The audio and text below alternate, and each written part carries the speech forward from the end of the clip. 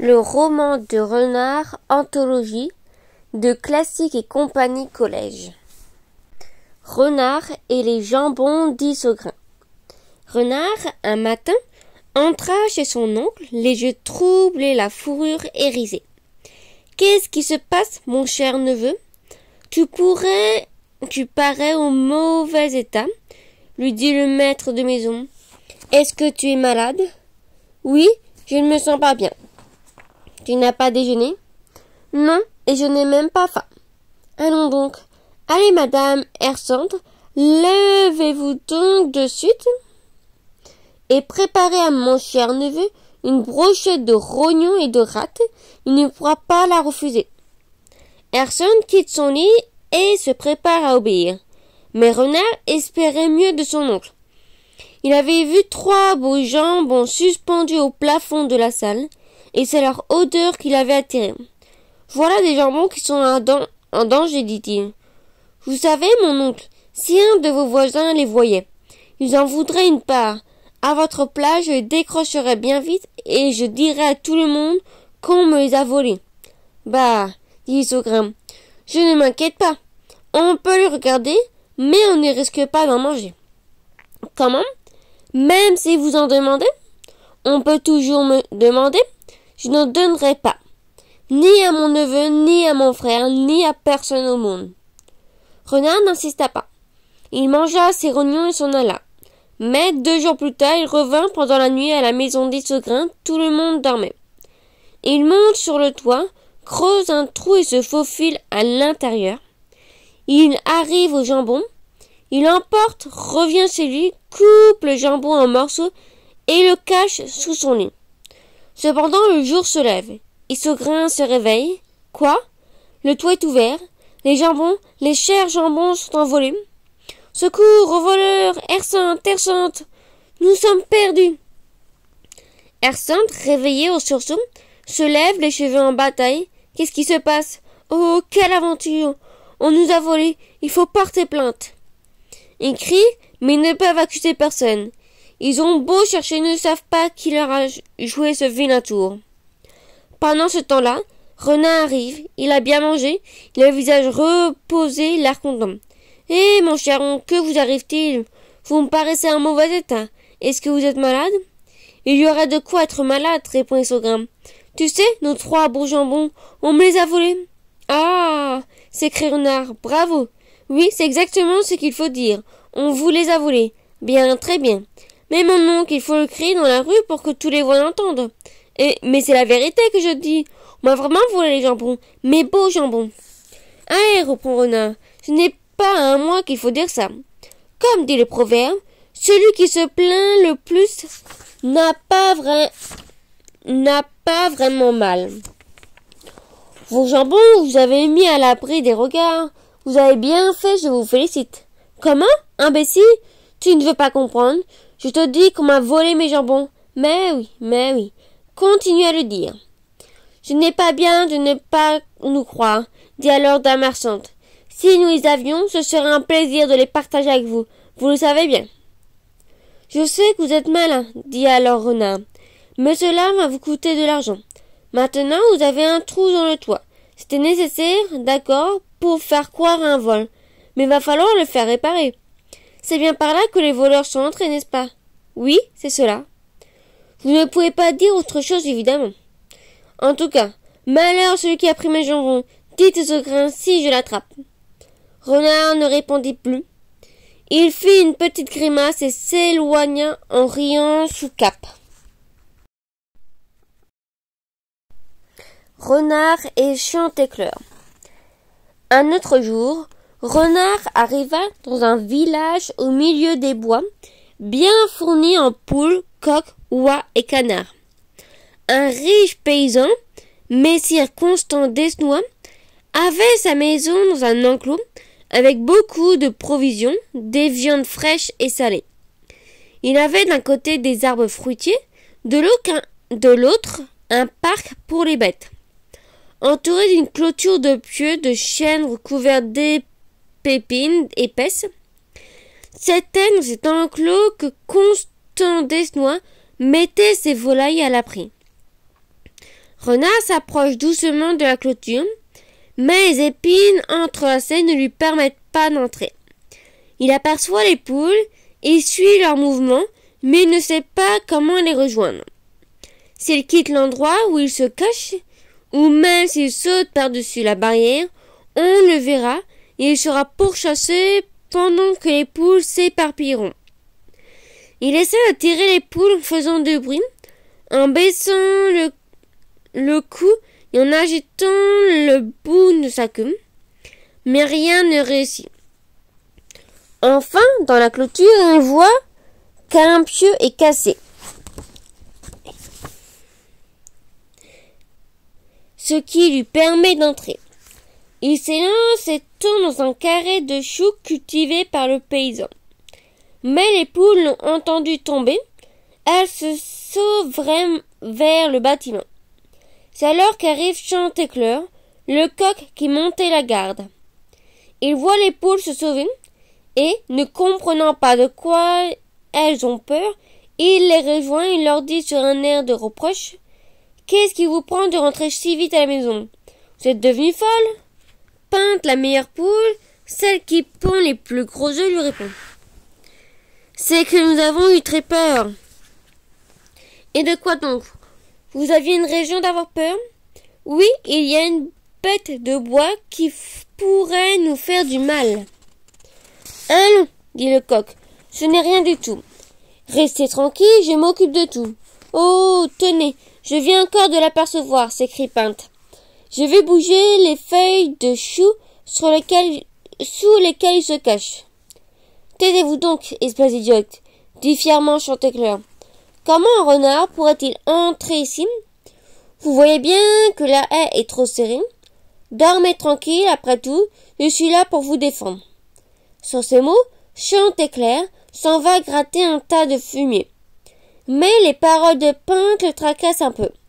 Il monte sur un toit, et là, un œil ouvert et l'autre fermé, il monte la garde jusqu'à ce que le sommeil le gagne. Il fait alors un rêve étrange. Il croit voir quelque chose qui traverse la cour et qui lui donne un manteau de fourrure rousse bordé de petites pointes blanches. Il rêve qu'il est obligé d'enfiler ce manteau très étroit et très bizarrement qu'il l'enfile par la tête. Ce rêve le réveille. « Mon Dieu, protégez-moi » dit-il en faisant un signe de croix. Il saute du toit et va rejoindre les poules sous le buisson de la haie. Il appelle Pinte, elle arrive. « Ma chère Pinte, je vous avoue que je suis inquiet à mon tour. Je viens de faire un rêve bizarre et je ne sais qu'en penser. J'ai cru voir quelque chose qui m'a apporté un manteau de fourrure rousse que j'ai été obligé d'enfiler. La bordure était dure et blanche, comme de l'ivoire, et on me le mettait à l'envers. J'ai essayé de m'en débarrasser et je me suis réveillé. À votre avis, que dois-je penser de tout cela? Tout cela n'est qu'un rêve, mais je dois deviner ce qu'il veut dire. Ce qu'il porte un manteau de fourrure rousse n'est autre que le goupil. La bordure blanche, comme de l'ivoire, ce sont ses dents. Et l'encouleur étroit du manteau, c'est sa gueule. Voilà ce que veut dire tout votre rêve. Le goupil risque de vous manger avant midi. N'attendez pas, croyez-moi, je vous le répète, il est dans ce buisson, attendant le moment de vous attraper. Mais Chanticleer, bien réveillé maintenant, avait repris confiance. Pinte, ma chère, comment pouvez-vous supposer que je me laisse prendre par une bête cachée dans le parc? Vous êtes complètement folle, et je suis bien fou aussi d'avoir eu peur d'un rêve. Pensez ce que vous voulez, lui répondit Pinte. J'accepte de ne plus être votre ami si je me suis trompé. Allez, allez, ma belle, lui dit Chanticleer en se rengorgeant assez de bavardage. Il retourne dans son tas de fumier qu'il se remet à gratter. Quelques instants plus tard, il est à nouveau endormi. Or, Renard avait tout entendu. Il était content que le coq ne se méfie pas, et quand il le crut bien endormi, il s'avança tout doucement, puis il s'installa pour l'attraper. Mais malgré toutes ces précautions, Chantecler l'entendit au dernier moment. Il fit un saut de côté. Renard était déçu d'avoir manqué son coup. Comment faire maintenant pour récupérer sa proie? Ah, mon Dieu! Chantecler, dit-il de sa voix la plus douce. Vous vous écartez comme si vous aviez peur de votre meilleur ami. Je vous en prie, laissez-moi vous dire combien je suis heureux de vous voir en bonne santé, Ségine. Nous sommes cousins germains, vous savez. Chantecler ne répondit pas. Il continuait à se méfier. Ou bien il était étonné d'entendre un parent qui ne connaissait pas lui faire des compliments. Mais pour montrer qu'il n'avait pas peur, il se mit à chanter. Oui, c'est assez bien chanté, dit Renard. Est-ce que vous vous souvenez de votre père, Chantecler? Ah, c'est lui qu'il fallait entendre. Jamais personne ne fera aussi bien que lui. Il avait la voix si forte, si claire, qu'on l'entendait à 1 lieue aux alentours. Je m'en souviens bien. Et pour chanter encore mieux, il lui suffisait d'ouvrir la bouche et de fermer les yeux. Mon cousin, répondit alors Chantecler, vous moquez de moi? Moi? Me moquer d'un ami? D'un aussi proche parent? Ah, Chantecler, vous ne pensez pas ce que vous dites. Mais en vérité, j'adore la bonne musique, et je m'y connais. Vous chanteriez bien si vous vouliez. Fermez un peu les yeux et commencez de vos airs. Mais d'abord, dit Chantecler, est-ce que je peux vous faire confiance? Aidez-vous un peu si vous voulez que je... Écartez-vous un peu si vous voulez que je chante. Vous apprécierez mieux la qualité de ma voix en vous plaçant un peu plus loin. D'accord, dit Renard en reculant d'un tout petit peu. Voyons donc si vous êtes bien le fils de mon cher oncle Chantecler. Le coq, un œil ouvert et l'autre fermé, toujours un peu sur ses gardes, commence alors un grand air. Franchement, dit Renard, ce n'est pas extraordinaire. Chantecler, lui, ah, c'était quelque chose. Dès qu'il avait fermé les yeux, on l'entendait bien au-delà du bois. Franchement, mon pauvre ami, vous êtes loin de faire aussi bien. Ces mots vexèrent tellement Chantecler qu'il en oublia tout. Il ferma les yeux, il lança une note qui fut durer le plus possible. L'autre, voyant le moment venu, s'élance comme une flèche, l'attrapa le cou et s'enfuit avec sa proie. Pinte, qui avait assisté à la scène, pousse alors un cri aigu. Ah, pauvre de moi! Que vais-je devenir privé de mon époux et de mon seigneur, de tout ce que j'aimais au monde?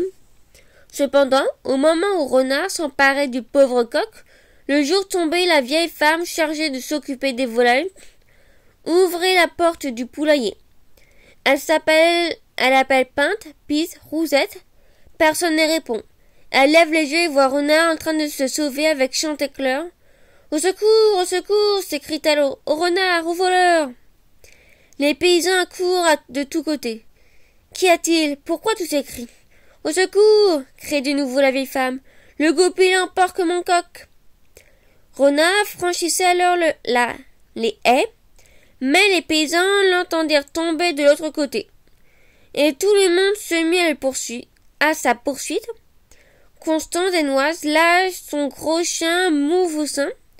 On retrouve sa piste et on l'atteinte. Le goupil. Renard court aussi vite que possible. Si, Renard, dit alors le pauvre Chantecler d'une voix entrecoupée. Allez-vous laisser ces paysans vous insulter ainsi? À votre place, je me vengerai. J'en jetterai un bon tour. Quand Constance Desnoises dira Renard l'emporte, répondez oui, sous votre nez et malgré vous. Cela les fera taire. On le dit bien souvent, mais les plus sages agissent parfois comme des fous. Renard, le trompeur universel, fut trompé ici lui-même, et quand il entendit la voix de Constance Desnoises, il prit plaisir à lui répondre « Oui, je prends votre coq, et malgré vous. » Mais Chantecler, dès qu'il sentit que les dents de Renard se desserraient un peu, fit un effort et s'échappa. Un coup d'aile, et le voilà sur les branches d'un pommier voisin. Dépité et surpris, Renard revint sur ses pas et comprend la bêtise qu'il a faite. « Ah, mon cher cousin, lui dit le coq, c'est le moment de réfléchir sur les changements de situation. Maudit soit celui qui parle quand il devra se taire, dit Renard. Oui, répond Chantecler, il vaut mieux devenir aveugle que de fermer les yeux quand on devrait les garder grand ouverts. Vous voyez, renard, celui que vous croyez est un fou.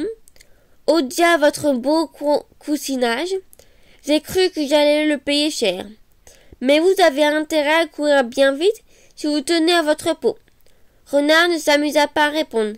Il se mit à l'abri des chasseurs dans un fourré, puis s'éloigna, l'âme triste, le ventre vide, pendant que le coq regagna joyeusement son enclos où l'attendaient ses amis, très affectés par son malheur. Renard et la mésange. Tandis qu'il se lamentait d'avoir été trompé par le coq, Renard aperçut la mésange, sur la branche d'un chêne où elle avait posé ses œufs. Renard la salue. Ma commère, soyez la bienvenue, descendez donc m'embrasser. Renard, dit-elle, taisez-vous donc. Vous avez trompé tant de monde qu'on sait bien à quoi s'en tenir avec vous. Je ne suis pas du tout votre commère. Madame, répondit Renard, jamais je vous ai donné l'occasion de vous plaindre de moi. De plus, écoutez-moi, sire noble, notre roi vint de proclamer la paix générale. Plaise à Dieu qu'elle dure longtemps. Tous les barons juraient de la respecter, d'oublier les querelles et les conflits. Le petit peuple sera tranquille, Dieu soit loué. La mésange répondit alors. Renard, vous essayez de me tromper. Cherchez quelqu'un d'autre, ce n'est pas moi qui vous embrasserai aujourd'hui. Renard, voyant que la mésange refuse de le croire, reprend alors. Madame, écoutez-moi. Si vous avez peur de vous donner un baiser les yeux fermés, je vous donnerai un baiser les yeux fermés. Dans ces conditions, j'accepte, dit-elle. Fermez les yeux. Renard ferme les yeux, mais la mésange, qui n'a aucune envie de rembrasser le goupil, prend une poignée de mousse et de feuilles et en effleure le museau de Renard. Celui-ci fait alors un bond pour attraper la mésange. Mais ses dents ne saisissent qu'une feuille accrochée à ses moustaches. La mésange s'écrie. Eh, Renard, la belle paix en vérité. Si je ne m'étais pas reculé, vous auriez déjà rompu la trêve. C'était pour rire, répondit Renard. Je voulais seulement vous faire peur. Allez, on recommence, je ferme les yeux. La mésange s'approche avec précaution. Frôle le museau du goupil, mais pas trop. Renard montre à nouveau les dents, mais la manque une seconde fois. Renard, dit-elle, qu'est-ce que cela signifie? On ne peut vraiment pas vous faire confiance. Il vaudrait mieux se jeter dans le feu que dans vos bras. Quand vous êtes peureuse, répond alors Renard, je n'avais pas l'intention de vous trahir. Recommencez encore une fois. La troisième, c'est la bonne. Allez, ma commère, venez. Mais elle fait la sourde oreille, car elle n'est pas folle, et elle ne quitte pas la branche du chêne. Cependant, voici des chasseurs et des chiens qui s'approchent. On entend les trompes et les cors. Renard est tout étonné et prend la fuite sans entendre. La mésange alors s'écrie. Renard, pourquoi partir si vite? La paix n'est-elle pas signée? Où allez-vous? Revenez donc ici. Renard, qui est habile et sage, répond sans arrêter. La paix est signée, oui, mais on ne le sait pas partout. D'ailleurs, ces chiens sont sans doute trop jeunes pour en être informés. Vous avez l'esprit mal tourné, reprend la mésange. Revenez ici et embrassez-moi. Je suis un peu pressé, répondit le goupil. De toute façon, j'ai déjà signé la paix avec votre mari. Renard n'ajoute rien et il s'enfuit au plus vite. Renard et Tiercelin le corbeau. Dans une vallée fleurie, bordée de deux collines traversée par un ruisseau, Renard, un jour, aperçut un hêtre planté à l'écart. Il traversa l'eau, arriva à l'arbre, en fit le tour, puis il se vautra délicieusement dans l'herbe fraîche. Tout lui plaisait dans cet endroit. Tout? Non, je me trompe, car il commençait à avoir faim. Il n'avait rien mangé. Pendant qu'il réfléchissait à ce qu'il pourrait faire, le seigneur Tiercelin, le corbeau, sortit du bois voisin, traversa la prairie en planant et alla se poser sur un enclos qui semblait lui permettre une bonne aventure. Il y avait là un millier de fromages qu'on avait mis à sécher au soleil. La gardienne était rentrée au moment à l'intérieur de la maison et Tiasselon saisit l'occasion et prit un des plus beaux. Au moment où il repartait, la vieille femme l'aperçut, se mit à crier en lui jetant des cailloux et des pierres. « Ah, voyou, tu imagines que c'est pour toi que j'ai fait sécher mes fromages ?» « Tais-toi, la vieille, » lui répondit Tiasselon. « Si on te demande qui t'a pris ce fromage, tu n'auras qu'à répondre, c'est moi. Car mauvaise garde nourrit le loup. Surveille mieux les autres, mais celui-là tu ne le reverras pas. Je vais m'en blanchir les moustaches avec grand plaisir. Si je peux l'emporter jusqu'à mon nid, je le mangerai bien tranquillement. Maintenant je m'en vais, rentre chez toi. » Tiasselon s'éloigne et vint se percher sur le hêtre qui faisait de l'ombre à Renard. Les voilà tous les deux réunis par le même arbre, mais leur situation est loin d'être identique. Tiasselon déguste son plat préféré. Renard, lui, aime autant le fromage que l'oiseau qui le tient dans son bec, mais n'a aucun moyen de s'en approcher. Tiasselon entame le fromage à coups de bec et mange la partie la plus jaune et la plus crémeuse. Un morceau de la croûte lui échappe et tombe au pied de l'arbre. Renard lève alors la tête et salue Tiasselon, qu'il voit fièrement percher le fromage entre les pattes. « Oui, si je ne me trompe pas, c'est bien le seigneur Tiasselon. Que Dieu vous protège. Compère, vous avez l'âme de votre père, le fameux chanteur. Personne ne me chantait aussi bien que lui en France autrefois. Et vous d'ailleurs, vous faisiez aussi de la musique, je me souviens bien. Chantez-moi donc une petite ritournelle, puisque j'ai le plaisir de vous rencontrer. » Ces paroles plaisent beaucoup à Tiasselon, qui se croit le meilleur chanteur du monde. Il ouvre donc aussitôt la bouche et fait entendre un cri prolongé. « Ce n'est pas mal, dit Renard. Mais si vous vouliez, vous pourriez chanter encore mieux. » Le renard recommence alors à crier. « Votre voix est belle, dit alors Renard. Mais elle sera encore plus belle si vous ne mangez pas tant de noix. Vous continuez quand même, je vous en prie. » L'autre, qui veut absolument montrer ce dont il est capable, crie de toutes ses forces sans se rendre compte qu'il dessert peu à peu la pâte qui tient le fromage. Il le laisse tomber juste au pied de Renard. Le coquin en frémit de plaisir, mais il se garde bien d'y toucher. Il voudrait bien manger le corbeau en plus du fromage. « Ah, mon Dieu !» dit-il en faisant semblant de vouloir se lever. « Je ne peux pas changer de place, tant je souffre de genoux. Et ce fromage qui vient de tomber est une odeur infecte insupportable. Rien n'est plus dangereux que cette odeur, pour les blessures des jambes. Les médecins me l'ont bien dit, il ne faut pas que j'en mange. Mon cher Tiasselon, je vous en prie, descendez et débarrassez-moi de cette horreur. Si je vous demande ce service, c'est que je me suis cassé la jambe dans un piège l'autre jour, pas loin d'ici. Je suis condamné à rester là jusqu'à ce que je sois guéri. » Tiasselon se laisse convaincre par ces paroles accompagnées de grimaces de douleur. Il descend donc de là, mais une fois à terre, en voyant Renard, il réfléchit et reste prudent. Il avance pas à pas sur ses gardes. « Mon Dieu, dépêchez-vous donc, avancez. Que pouvez-vous craindre de moi, un pauvre blessé ?» Tiasselon s'approche davantage, mais Renard, trop impatient, s'élance et le manque, n'attrapant que 3 ou 4 plumes. « Ah, traître !» dit alors Tiasselon. « J'aurais dû savoir que vous vouliez me tromper. J'ai perdu 4 de mes plus belles plumes, mais c'est tout ce que vous aurez, sale voleur. Que Dieu vous maudisse. » Renard essaya de trouver une excuse.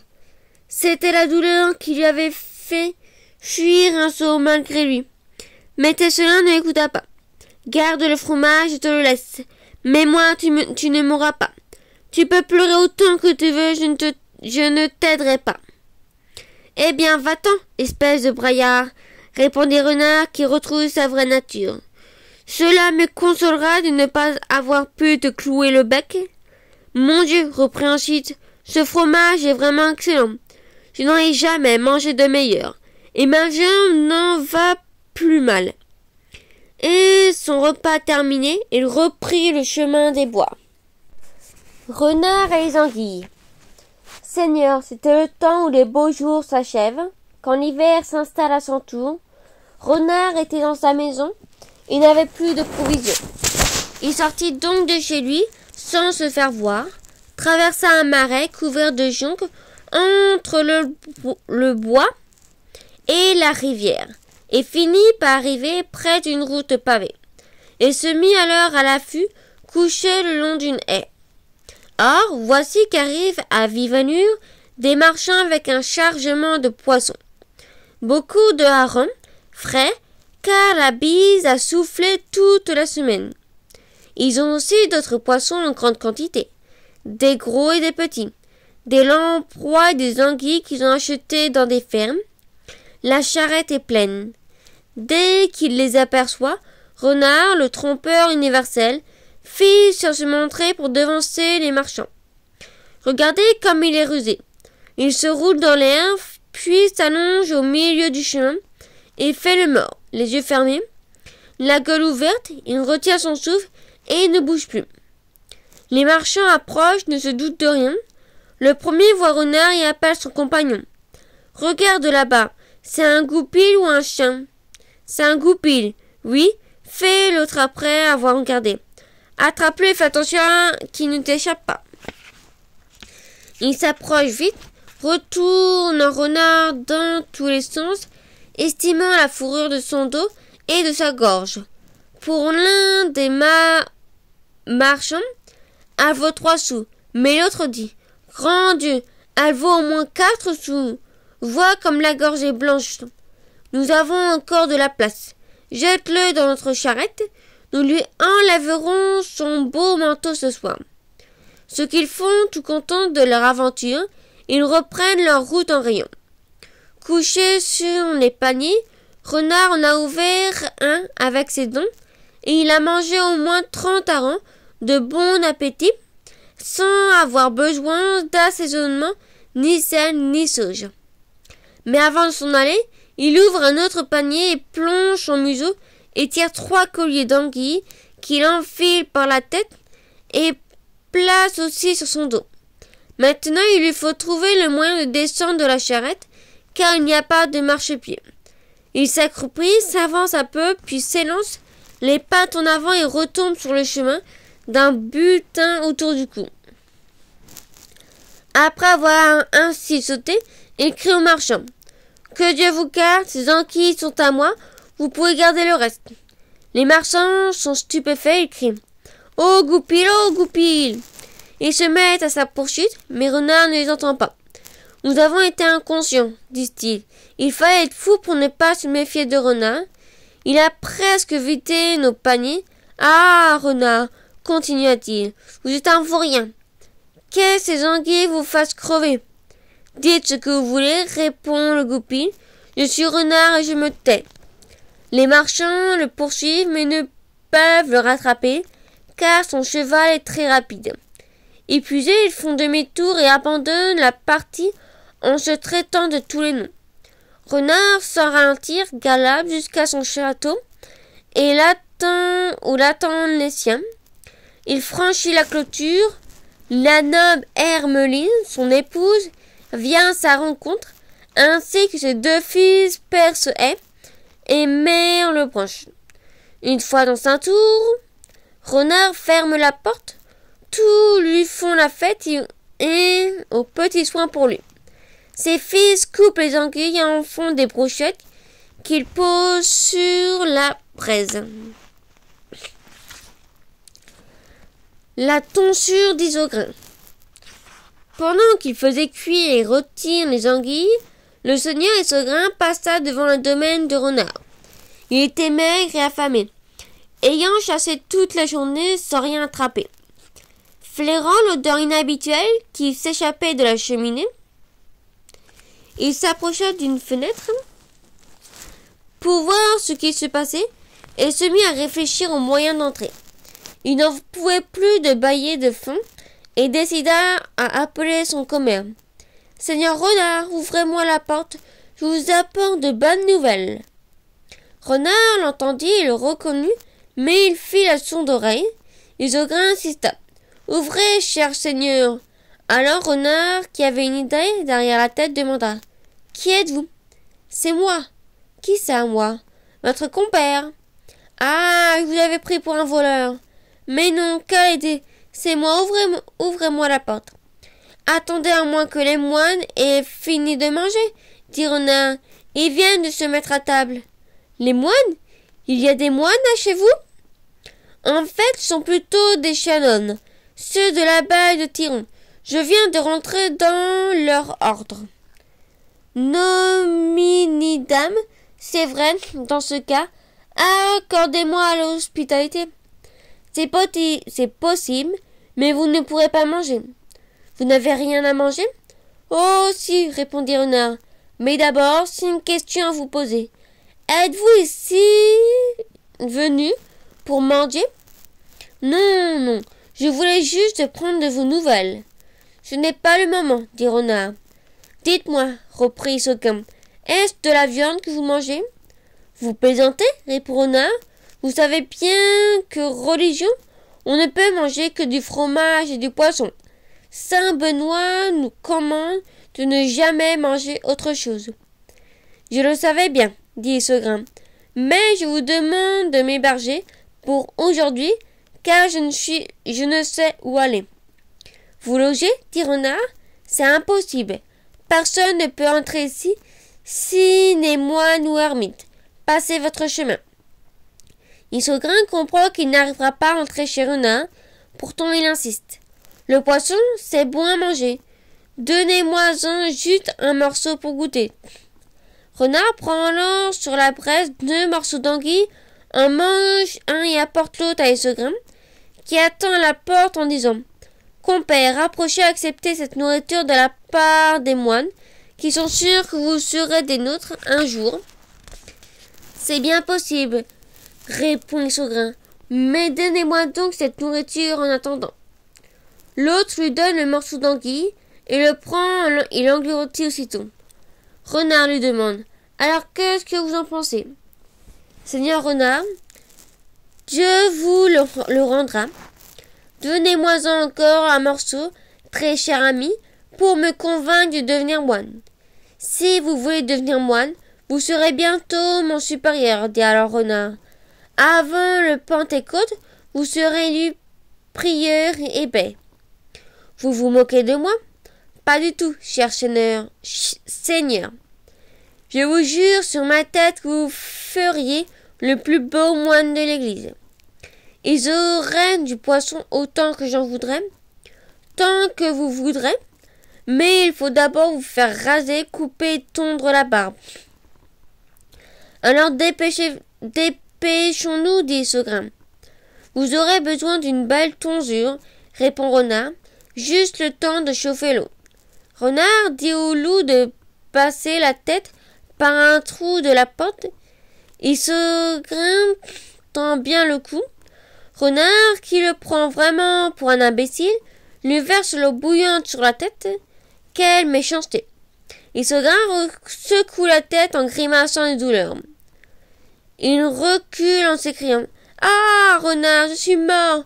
Vous m'avez fait une tonsure bien trop grande !»« Mais non, répond Renard en lui tirant la langue, elle est exactement de la bonne taille. »« Ce n'est pas possible, dit Isogrin. Je vous assure que si.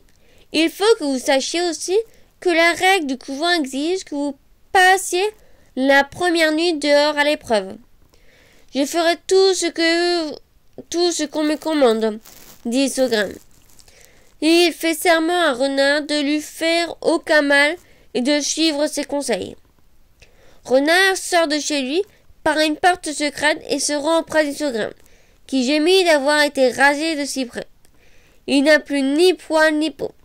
Tous deux s'en vont sans plus tarder. Ils arrivent bientôt au bord d'un étang. La pêche à la queue.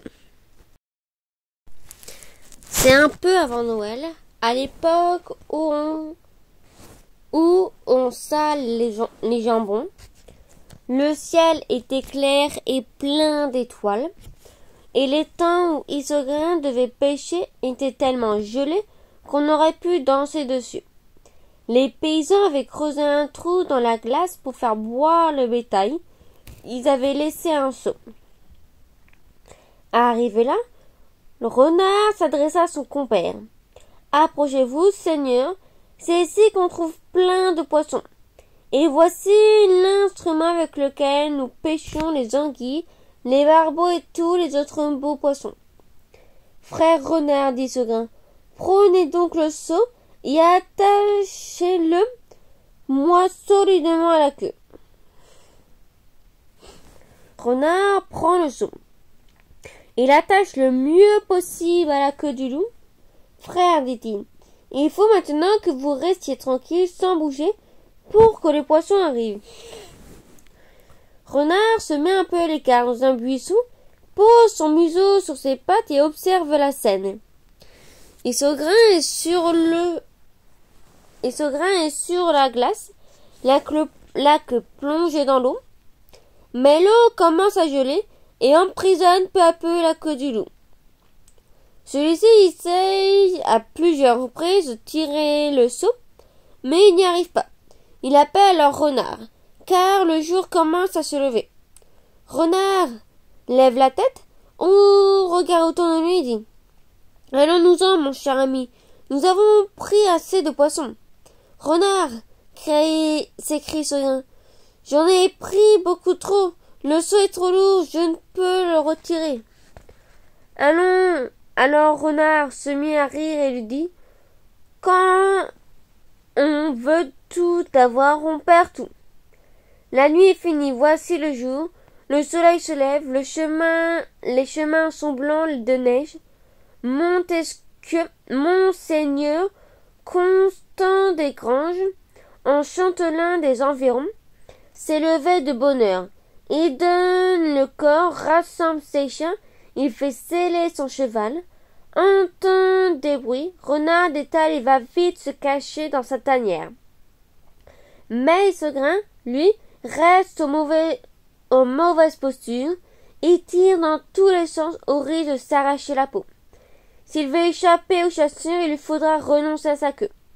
Pendant qu'il essaye de se libérer, voici qu'arrive un serviteur avec 2 chiens en laisse.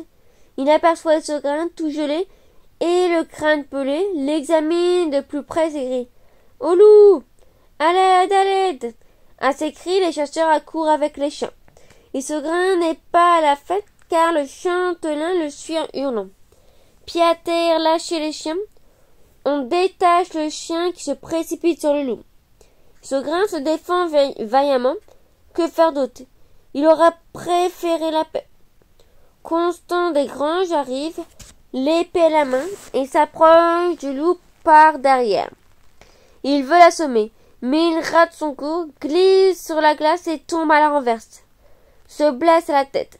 Il se relève à grande peine et repart à l'attaque. Quel combat! Il croit atteindre la tête du loup, mais les coups arrivent ailleurs. L'épée descend vers la queue et la coupe au ras des fesses. Il ne l'a pas raté. Isogrin a senti le coup. Il fait un saut de côté et s'enfuit en mordant les chiens qui lui collent au derrière. Il a perdu sa queue, il a le cœur brisé. Il court jusqu'à la colline où les chiens abandonnent enfin la poursuite, puis il entre vite dans les bois. Là, il jure qu'il se vengera de Renard, son ennemi éternel. Renard et Tibère le chat. Le chat, Tibère, dans une rue, s'amusait tout seul avec sa queue, tournait au rond, faisait des bonds. Il aperçut Renard qui l'observait. Il le reconnut à son poil roux. Aussitôt il le salua. « Seigneur, dit-il, soyez le bienvenu. » L'autre répondit brutalement. « Tibère, je ne vous salue pas. Ne vous mettez jamais sur mon chemin, car à la moindre occasion je vous frapperai avec plaisir. » Renard semble très en colère et Tibère se contente de répondre doucement. « Seigneur, Je suis désolé que vous soyez en colère contre moi. Mais Renard n'avait rien mangé depuis longtemps. Il était faible et fatigué. Il n'avait pas envie de se battre contre Tibère. Le chat lui était frais et dispo. Ses dents étaient pointues, ses griffes aiguisées. Renard préféra donc changer de ton. Tibère, dit-il, j'ai entrepris une guerre terrible contre Isogrin. J'ai engagé beaucoup de soldats et j'aimerais que vous fassiez partie de ma troupe, car je pense qu'il y aura beaucoup de combats avant qu'on fasse la paix. Tibère est tout joyeux de cette idée. Il s'engage aussitôt. Seigneur, dit-il, vous pouvez compter sur moi. J'ai une petite affaire à régler avec Isogrin. Les voilà tous deux en chemin. Apparemment, il avait prêté serment de fidélité, mais chacun est prêt à trahir l'autre. Ils se détestent toujours autant. En regardant le chemin devant lui, Renard aperçut un piège qu'un paysan avait placé. Comme il est rusé, Renard évita le piège, mais il avait bien envie d'y faire tomber le chat. Tibère, dit-il, voyons si votre cheval est rapide. Prenez ce chemin qui longe le bois. Il est tout droit, sans creux ni bosse. Faites un galop et nous verrons comme il sait courir. Volontiers, répond Tibère. Il prend son élan et part au galop. Arrivé devant le piège, il comprend ce qui l'attend, recule un peu et passe à côté. Alors Renard, qui a tout vu, lui dit « Ce n'est pas bon du tout, vous faites aller votre cheval de travers. Il faut recommencer, mais cette fois-ci tout droit. » Tibère, pour la seconde fois, fait courir son cheval jusqu'au piège. Arrivé là, il ne fait pas l'écart, mais saute par-dessus. Renard comprend qu'il ne parviendra pas à tromper le chat. Il s'approche alors et se moque de lui. « Franchement, Tibère, votre cheval ne vaut rien. Soit il se cabre, soit il va de travers. On ne peut rien faire avec lui. » Tibère veut montrer que son cheval n'est pas si mauvais. Il essaye encore et encore. Pendant qu'il est en train de courir, voici ce qu'arrivent deux gros chiens qui se mettent à aboyer et poursuivre Renard. Celui-ci s'enfuit très effrayé, mais Tibère lui profite de l'occasion, pousse Renard qui tombe dans le piège. Le voilà prisonnier, les pieds coincés dans l'appareil. Tibère est fou de joie, et il crie à Renard « Renard, Renard, c'est vous qui restez ici, moi je m'en vais. Ah, malin, malin et demi !» Renard est en mauvaise posture, les chiens s'approchent, le paysan qui avait posé le piège arrive à son tour. Il lève sa hache pour décapiter le goupil. Le coup passe très près, mais glisse sur le piège et l'ouvre. Alors Renard libère sa patte et s'enfuit grièvement blessé. Il disparaît dans la forêt, poursuivi par les chiens. Sa plaie le brûle et lui fait mal. Il se rappelle avec horreur la hache qui a failli le tuer. Renard, Tibère et l'andouille. Comme Renard se promenait sur les chemins mourants de faim, le chat Tibère se trouve devant lui sans réfléchir. À sa vue, la goupille frémit de plaisir. Il voudrait bien le punir de l'avoir poussé dans le piège, mais il fait semblant d'oublier demain. Tiens, Tibère, quel bon vent vous amène. Le chat se prépare à s'enfuir, mais Renard le rassure. Ne fuyez pas, n'ayez pas peur. Nous nous sommes jurés fidélité, souvenez-vous. J'ai pris ce chemin dans l'espoir de vous rencontrer. Alors Tibère revient vers Renard, mais il aiguise ses griffes au cas où Renard voudrait l'attaquer. Les deux compères se remettent en route et renouvellent leur serment de fidélité. Pendant qu'ils marchent tous les deux, malades de faim, voici qu'ils trouvent une belle andouille, par terre près de la route. Renard l'attrape aussitôt et Tibère lui dit « N'oubliez pas que j'ai droit à une part moi aussi. » « Qui parle de vous oublier ?» répond Renard. « Je vous ai donné ma parole, non ?» Mais Tibère n'a pas vraiment confiance. Il propose de manger l'andouille tout de suite. « Ah, non !» répond Renard. « On n'est pas tranquille ici. Allons un peu plus loin. »« D'accord !» répond Tibère, qui a compris qu'il ne peut rien faire. Renard s'empare de l'andouille et le saisit par le milieu. Entre ses dents, si bien qu'il prend des deux côtés. Tibère est désolé de voir Renard porter l'andouille de cette façon. Il se rapproche de lui et lui fait des reproches. « Qu'est-ce que cette façon de porter cette andouille ? Vous ne voyez pas qu'elle est en train de se salir ? Vous l'entraînez dans la poussière et vous bavez dessus. Franchement, c'est dégoûtant. Ça continue comme ça, je vous laisserai ma part, c'est sûr. Ah bon? Vous ferez comment vous? Demanda un renard. Passez-la moi, vous allez voir. Et d'ailleurs, ajoute Tibère, c'est à mon tour de la porter puisque vous l'avez vue en premier. Renard ne songe pas à refuser. Au contraire, il se dit que si le chien porte le fardeau, il pourra encore moins se défendre.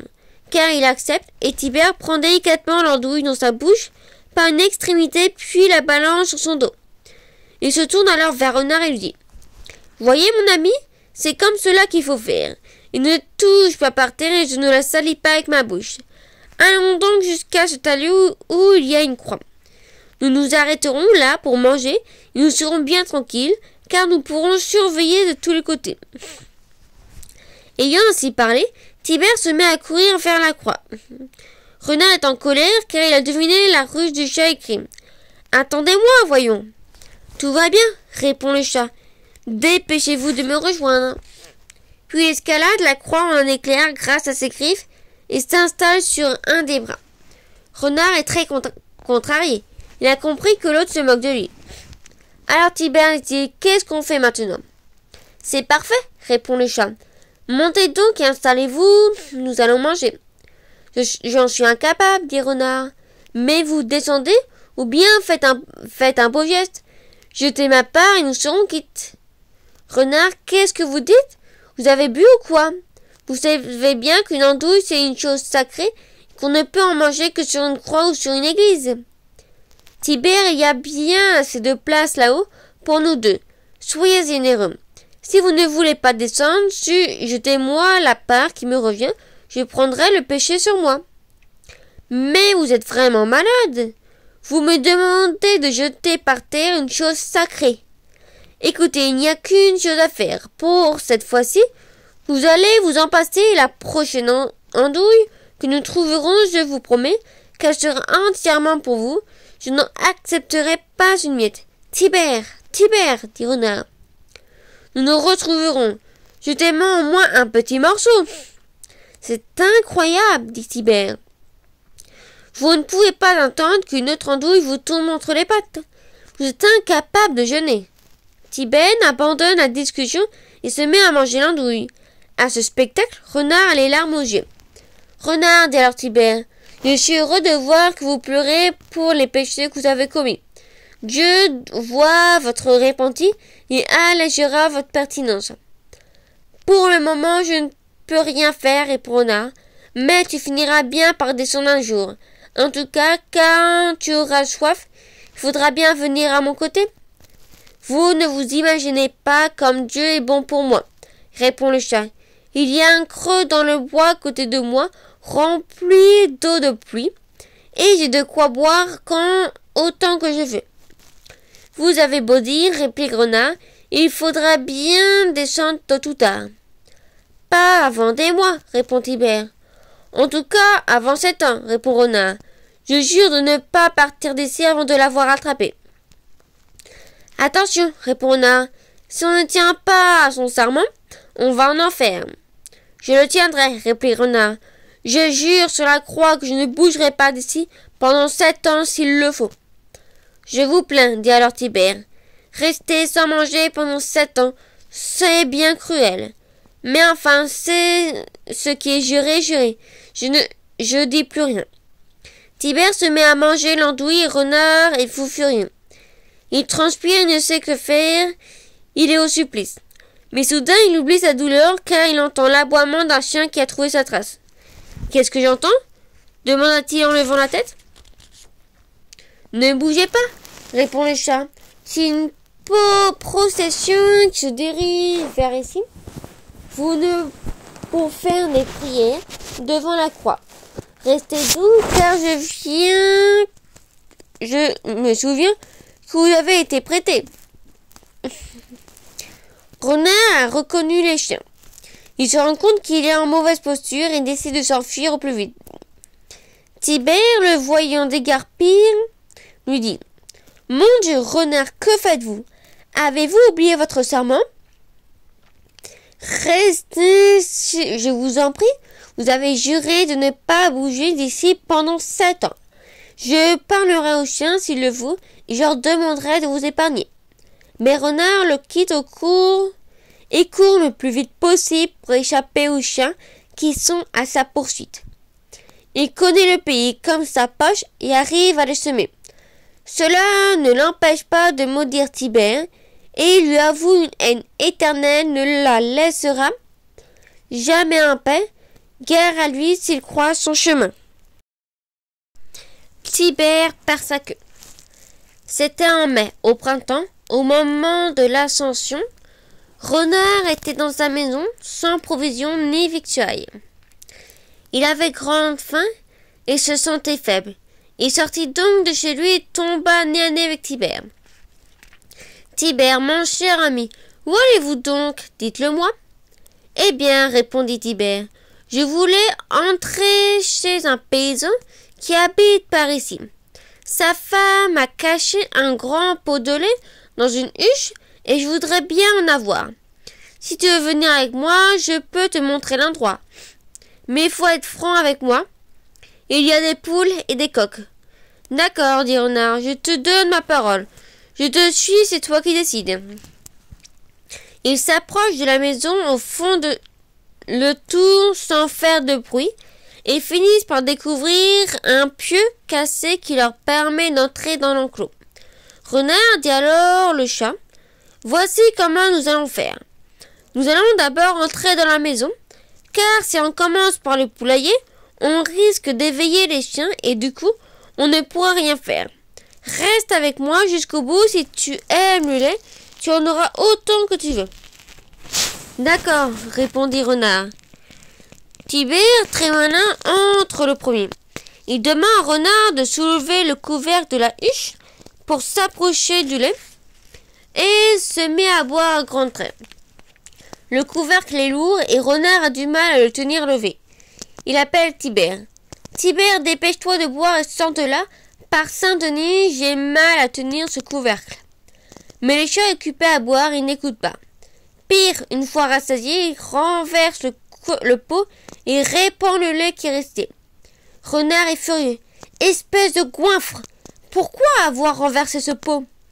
Allez, dépêche-toi de sortir de là, je n'en peux plus.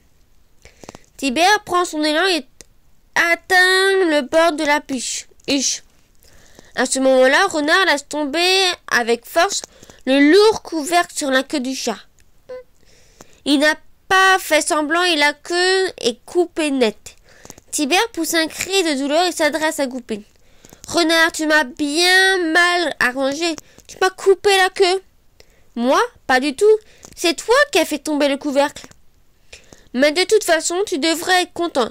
Te voilà plus léger à présent, sans rien qui te gêne. Moi, j'aimerais bien ne pas avoir cette queue si longue. Je ne t'ai rien demandé, répond Tibère. Ah, ça, tu es très fort pour le baratin. Il vaut mieux nous quitter maintenant.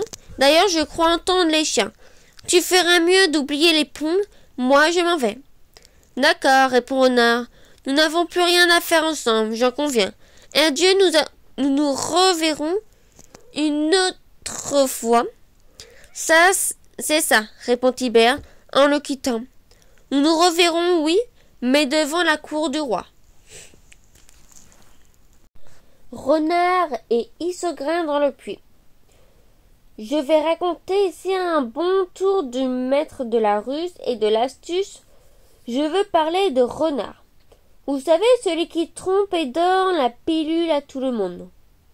Un jour qu'il cherchait de la nourriture dans une autre partie du pays, tourmenté par la faim, son ventre et ses boyaux le faisaient gémir de douleur, il sortit d'un bois et aperçut un enclos à côté d'un champ d'avoine.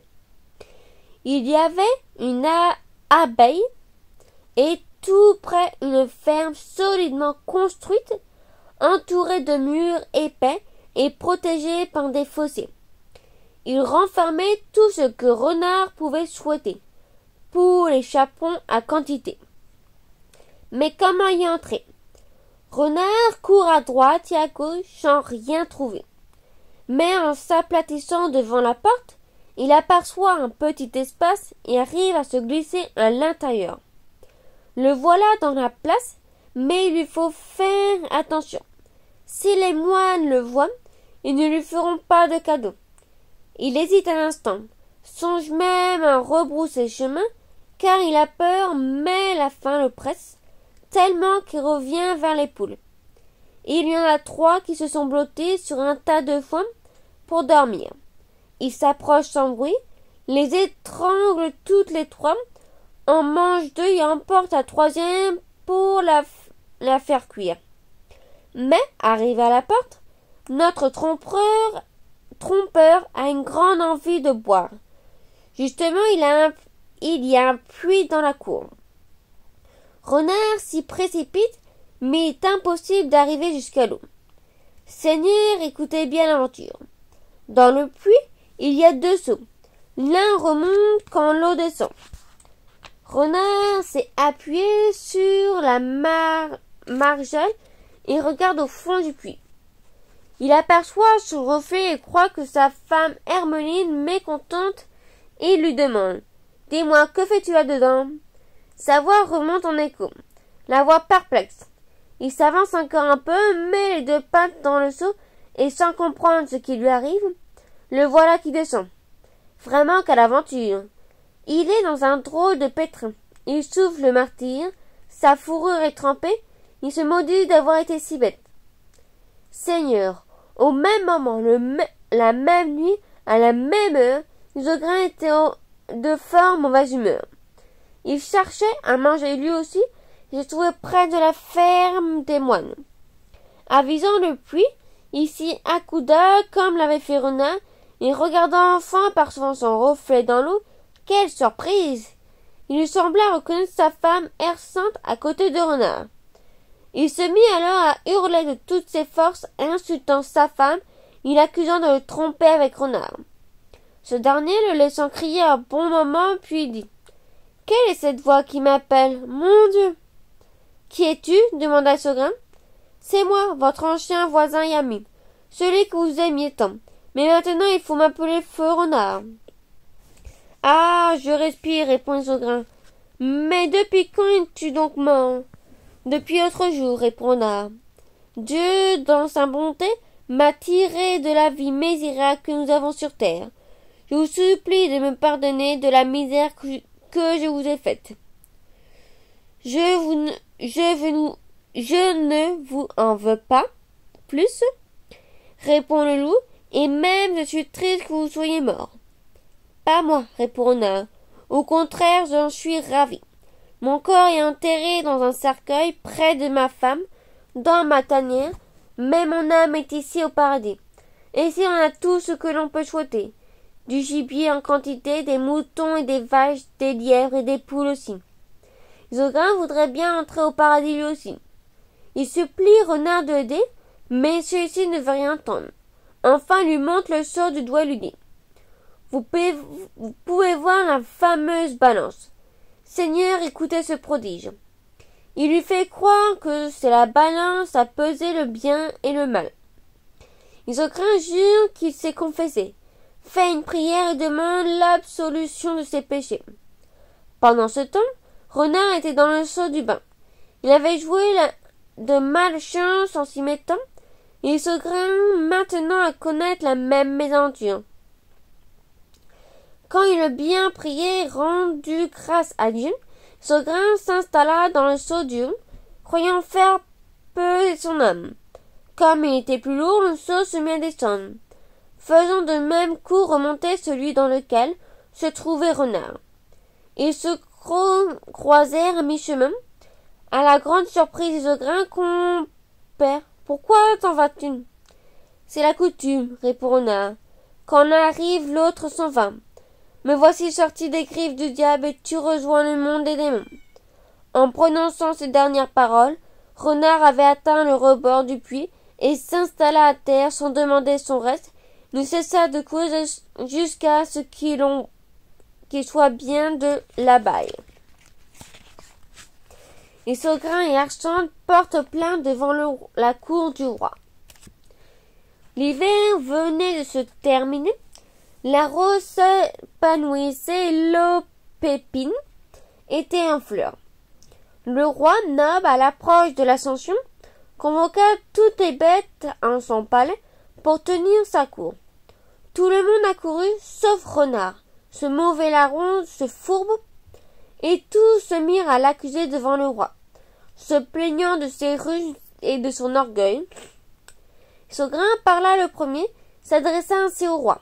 « Cher et noble roi, je demande justice de tout ce qu'on m'a fait subir Renard. Il a violé ma femme Hersante, il a insulté mes louveteaux, il a dit qu'il n'avait rien fait de tout cela, mais il n'a pas voulu le jurer. » Le roi, après l'avoir entendu, lui répondit. « Isogrin, renoncez à ce procès, croyez-moi. Vous n'avez aucun intérêt à rappeler la honte que vous avez subie. Il vaut mieux se taire dans ce genre d'affaires. » Brun l'ours prit alors la parole. « Sire, le loup Isogrin est assez puissant pour se venger lui-même. S'il ne l'a pas fait, c'est qu'il obéit à la paix que vous avez ordonnée. Si Isogrin accuse Renard, il faut que justice soit faite. Envoyez quelqu'un chercher Renard à Maupertuise. Je peux m'en charger, je le ramènerai si je le trouve. » Sire Brune dit alors bruyant, « Le taureau, malheur à celui qui conseillera au roi de donner une simple amende à Renard. Il a commis tant de crimes, causé du tort à tant de bêtes, que personne ne doit l'aider. » Le blaireau Grimper prit alors la parole. « Sire Bruyant, il faut garder le sens des proportions. Il n'y a pas eu de violence ni de porte brisée. Renard aime sans doute Hersante depuis longtemps. Il n'aurait sûrement jamais porté plainte. C'est Issoquin qui est jaloux.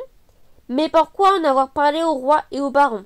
Tout le monde va se moquer de Dame Hersante maintenant. » Ces paroles firent rougir Dame Hersante et elle répondit en soupirant. « Vous avez raison, sire Grand-père. J'aurais préféré qu'Isogrin et Renard restent bons amis. Jamais Renard n'a rien fait de mal avec moi, je le jure. Depuis notre mariage, il y a 10 ans, j'ai été fidèle, je peux le jurer sur tous les saints. Je suis même prêt à subir le jugement de Dieu. Ce n'est pas pour faire plaisir à Renard que je parle ainsi, mais je le dis pour Isogrin. Il est tellement jaloux qu'il s'imagine toujours être cocu. » Bernard l'âne était tout heureux d'entendre de telles paroles. Il s'exclama. « Ah, noble dame, j'aimerais bien que toutes les femmes soient aussi loyales que vous. Les gens sont tellement médisants que disent tous que Renard a couché avec vous. Mais vous venez de jurer qu'il n'en est rien. Ô roi noble et généreux, faites grâce à Renard. Je vais le chercher si vous voulez.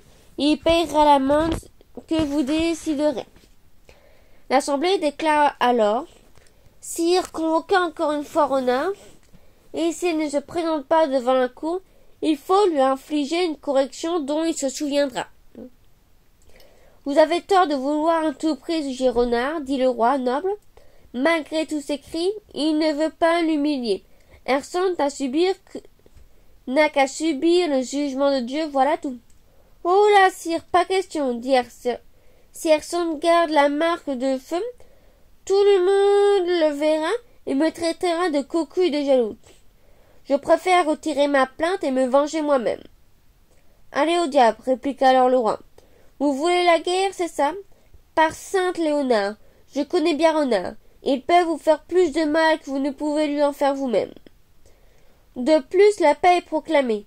La tranquillité règne dans le royaume, et si quelqu'un s'avise de rompre cette paix, il passera un mauvais quart d'heure.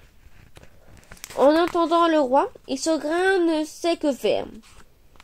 Il reste assis là indécis. Quelle chance pour Renard que le roi ait imposé la réconciliation. Chanticleer, Pinte et ses sœurs demandent justice. La guerre entre Renard et Isogrin aurait peut-être pris fin si Chanticleer et Pinte n'étaient venus à la cour accompagnés de 3 autres poules pour porter plainte contre Renard. Il y avait Noir et Blanche et Roussette, qui tiraient un cercueil où se trouvait une poule morte la veille. Renard s'était acharné sur elle à coups de dents et lui avait arraché l'aile et la cuisse. Chanticleer et Pinte arrivent donc en frappant des mains et en criant « Ah, mon Dieu, noble bête, aidez-nous de vos conseils. J'avais 5 frères. Renard les a dévorés. J'avais 4 sœurs, certaines très jeunes et d'autres très déjà magnifiques. Combien de fresques, les engraisser pour qu'elles pondent. Le pauvre, ça n'a servi à rien, puisque Renard les a toutes dévorées, n'en laissait qu'une. Ah, Copette, ma chère sœur, vous étiez tant des grassouillettes, comment vais-je pouvoir vivre sans vous? Renard, que le feu de l'enfer te brûle. Combien de fois nous a-t-il pourchassés, persécutés, poursuivis, jusqu'aux barrières où déchirant nos robes. Hier, il a jeté devant ma porte le cadavre de ma sœur avant de s'enfuir. Compère de Fraisse n'a pas de cheval rapide, il n'a pu le poursuivre. Je ne trouve qu'une personne qui veuille me rendre justice. À ces mots, Pinte tombe évanoui sur le sol et ses 3 compagnes font de même. Le chien, le loup, les autres bêtes se précipitent et leur versent de l'eau sur la tête. Revenue à elle se jette aux pieds du roi et c'est assis sur son trône que Chanticleer s'agenouille, aussi inondant de ses larmes les pieds du roi. À cette vue, le roi est envahi de pitié. Il pousse un cri terrible et empli de terreur. Même le plus courageux de colère, il redresse la queue, il s'en frappe lui-même avec désespoir. Tout le palais résonne de ses coups, puis il parle. Dame Pinte, par la foi que je dois à l'âme de mon père, je vous suis désolé de votre malheur, et je vais punir Renard. Vous pourrez voir vous-même que la vengeance sera terrible. Il sera châtié de sa façon exemplaire pour son crime et pour son orgueil. À ces mots, Saugrin se redresse. Sire, vous êtes un grand roi. On chantera partout vos louanges. Si vous vengez Pinte et sa sœur Copette, je ne dis pas cela par haine, mais à cause de la demoiselle qui l'a tuée. Je suis très triste de voir ce cercueil et le malheur de ses poules, reprend le roi. Devant vous tous solennellement, j'accuse donc Renard d'insolence et d'orgueil, et je veux le punir d'avoir rompu la paix. Mais d'abord, il n'y a plus d'urgence. Brun, vous allez prendre une étole et vous prierez pour le repos de cette âme. Vous, seigneur Bruyant, creusez une tombe sur ce champ là-bas, et au commandement du roi, on célèbre donc les funérailles de Copette. Tardif de la mission lit les 3 prières. Ronel, le chien et Prichemer, le cerf, se chargent de chanter les versets. L'office terminé, on porte le corps à terre sous un arbre et on pose par-dessus une dalle de marbre sur laquelle est gravé l'épitaphe suivant. Gigi Copette, la sœur de Pinte, elle a vécu comme une sainte, mais Renard l'a cruellement martyrisée à coups de dents. La douleur de Pinte et de Chanticleer est si grande qu'elle émut tous les membres de l'assistance. Leurs chagrins apaisés, les barons se tournèrent vers le roi. Majesté, il faut nous venger de ce voleur qui s'est moqué de nous et a enfreint la loi. Très volontiers, répond le roi noble. Brun, mon cher frère, allez donc le chercher, et dites-lui de ma part que je l'ai attendu 3 jours. Je le ferai très volontiers, sire, répond Brun. Et sur le champ il se met en route, marchant sans s'arrêter ni se reposer. La mission de Brun l'ours. Maintenant, si Renard ne trouve pas de ruse, ça va chauffer pour lui, car Brun est déjà parvenu à Maupertuis, au cœur de la forêt. Renard s'est réfugié au fond de sa tanière. Il a une grosse poule pour son déjeuner et a mangé dès le matin de belles cuisses de poulet. Après-demain, il se repose bien tranquille. Brun ne peut entrer car il est trop gros. Il reste donc près de la barrière et crie « Renard, c'est moi, Brun, le messager du roi. Sortez et vous saurez ce que le roi vous veut. » Renard sait bien ce que c'est l'ours. Il l'a reconnu à sa façon de marcher et se demande comment il va pouvoir s'en débarrasser.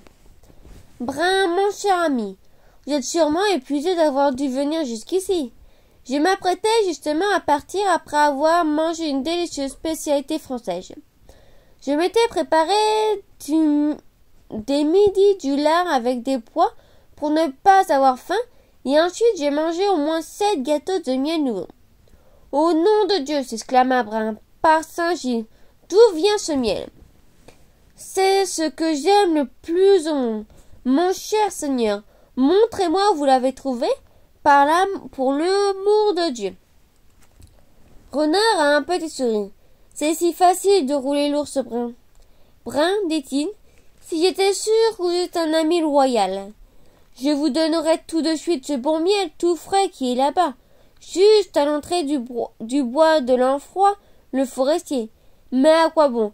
Je sais que vous n'en voulez pas, que vous me voulez du mal. Quoi? Que dites-vous, Seigneur Renard? Vous vous méfiez de moi. Vous êtes fou. J'ai juré à Noble le roi de ne jamais être déloyal. En ce cas, je vous crois, répond Renard, et je veux bien vous faire confiance. Ils se mettent donc en route et se dirigent, pris des pâtures, vers le bois de l'Enfroy le forestier. Celui-ci avait commencé à fondre en chêne et avait enfoncé 2 coins pour tenir la fente ouverte. Brun, mon cher ami, la ruche est là-dedans. Mets-toi à table et ensuite nous irons boire. Et Brun, l'ours met son nez dans le chêne, ainsi que ses 2 pattes de devant, pendant que Renard l'excitait, lui disant d'avancer davantage le museau. Mais il n'y avait pas de miel dans le chêne et Renard, empoignant les 2 coins, tira dessus à grande peine et les sortit de la fente. Pauvre Brun, le voilà pris au piège, le museau et les pattes coincées dans le tronc. Renard se moque de lui, l'accusant de manger seul et de ne pas vouloir partager. Et voici qu'arrive le forestier L'Enfroy. À la vue de l'ours pendu au chêne, il retourne au village en criant « Au secours, à l'ours, à l'ours !» Les paysans accourent armés de gourdins et de haches, convaincus qu'ils pourront facilement tuer l'ours. Brun a grand peur pour sa peau. Il essaie par tous les moyens de se dégager, tire de tous les côtés, au prix de 1000 souffrances. Il tire si fort que sa peau se déchire et qu'il arrive à sortir du chêne en y laissant son museau. Il a perdu beaucoup de sang, mais il s'enfuit à travers le bois. Poursuivi par les paysans, maintenant Renard est sûr de passer un mauvais quart d'heure si Brun le rattrape. Mais il s'est réfugié dans Montperpuis, la forteresse où il ne craint rien ni personne. Brun continue à fuir à vive allure et, avant minuit, arrive à la cour du roi, où il tombe sans connaissance sur le pavis, la tête en sang. Le roi demande « Brun, qui t'a fait cela ?»« Sire, c'est Renard, » répond Brun, qui ne peut presque plus parler. Le roi se met alors à rugir, s'arrachant les poils de colère. « Brun, dit-il, je te vengerai si bien que la France entière entendra parler. Qu'on aille me chercher Renard, et ce n'est pas la peine qu'il apporte de l'or ou de l'argent, ni qu'il prépare de belles paroles pour se défendre, qu'il apporte seulement la corde avec laquelle on le pendra. » Renard est condamné à mort. Lorsque Renard arrive à la cour du roi, toutes les bêtes, sans exception, se préparaient à l'affronter. Saugringue aiguisait ses dents, Tibère et Brun cherchaient une vengeance, mais Renard avait l'air de s'en moquer, la tête haute au milieu de la salle, et prit la parole. « Roi, dit-il, je vous salue, moi, le plus fidèle de vos barons. Des jaloux cherchent à me nuire, vous m'avez condamné injustement. Voilà ce qui arrive quand on écoute les malfaisants. Je voudrais bien savoir de quoi m'accusent Brun et Tibère. Mais le roi me convoque et j'obéis, bien que je sois vieux et affaibli. Vous pouvez me faire brûler ou pendre, je me défendrai pas. Mais si on exécute quelqu'un sans jugement, C'est une vengeance misérable. Renard, renard, répond le roi. Dis-moi donc, sale coquin, pourquoi vous mentez autant? Ah, vous avez la langue bien pendue, vous savez plaider. Mais inutile de jouer au plus fin, mes barons vont vous juger, et vous n'échapperez pas à la punition. Sire, dit alors Grimbert le blaireau, n'oubliez pas que le renard est sous votre protection, et que si on l'accuse, il faut qu'il puisse se défendre. Grimbert n'avait pas fini de parler, que toutes se levèrent pour porter plainte. Zogrin, Tibère le chat, Tieselin, Sangelé, Dame Pinte, tous sont là pour raconter ce que leur a fait subir Renard, et tous déclarent que personne ne le regrettera. Il n'y a qu'à le pendre. C'est bien parlé, déclare le roi, qu'on se dépêche, et sans discuter, il ne faut pas laisser filer Renard, ou nous pourrions le regretter. Au sommet d'une haute montagne, sur un rocher, le roi fait dresser la potence pour pendre le goupillet. On le force à monter jusque-là. Renard se voit en mauvaise posture, attaché, tenu de tous côtés. Impossible d'échapper à la justice sans une ruse exceptionnelle. À la vue de la potence, le chagrin l'envahit alors et dit au roi: Cher et noble roi, laissez-moi dire quelques mots. Vous m'avez emprisonné et vous voulez me faire pendre sans raison. Mais j'ai commis de grands péchés. Je veux me repentir et faire pénitence.